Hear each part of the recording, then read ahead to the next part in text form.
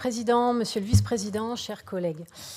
Vous nous demandez de nous prononcer sur la vidéosurveillance algorithmique. Je crois que c'est le terme à employer si on ne veut pas définir précisément aujourd'hui ce qui sera fait demain. Ce n'est pas parce que ce mot a été employé de façon partielle dans certains textes qu'il n'a pas d'abord un sens en français, tout simplement. Et un algorithme, au sens informatique du terme, c'est un ensemble d'opérations ordonnées et finies devant être suivies dans l'ordre pour résoudre un problème. Donc une recette de cuisine est une sorte d'algorithme. Un moteur de recherche est un algorithme. Quantifier les personnes qui fréquentent un lieu selon leur âge ou autre est un algorithme. Et la reconnaissance de points d'un visage dans une banque de données, donc la reconnaissance faciale, c'est un algorithme. Donc en la matière, on ne peut pas se permettre d'être flou et de potentiellement tout mettre dans le même sac, que ce soit sur le plan légal, moral, démocratique. Il faut être plus clair. Et en l'occurrence, la reconnaissance faciale, vous l'appeliez de vos voeux ici même, en octobre dernier, pour les lycées d'Auvergne-Rhône-Alpes. Donc il est logique pour nous de demander des clarifications. Alors vous citez la CNIL, donc je vais me permettre de compléter.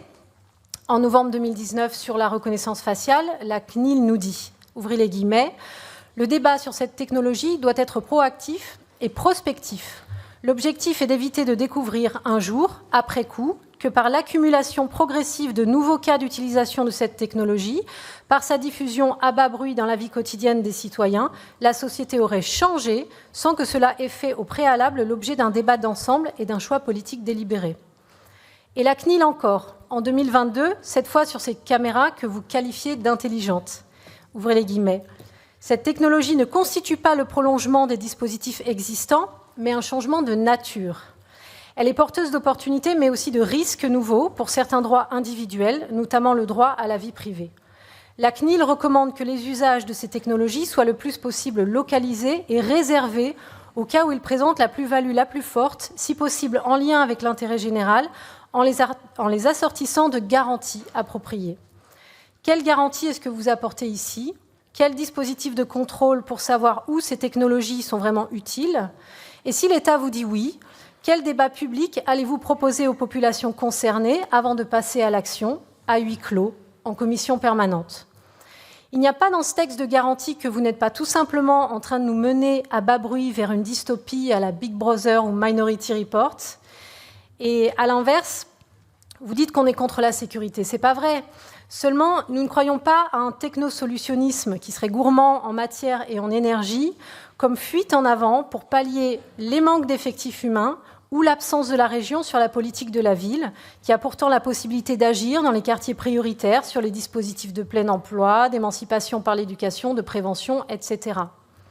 Donc plus d'humains et moins de machines.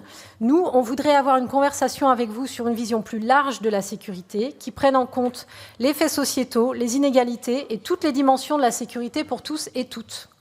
Et je me permets d'insister sur le « tout », sans surprise, puisque les politiques sécuritaires sont un échec absolu en matière de violences faites aux femmes. Il n'y a qu'à voir les statistiques.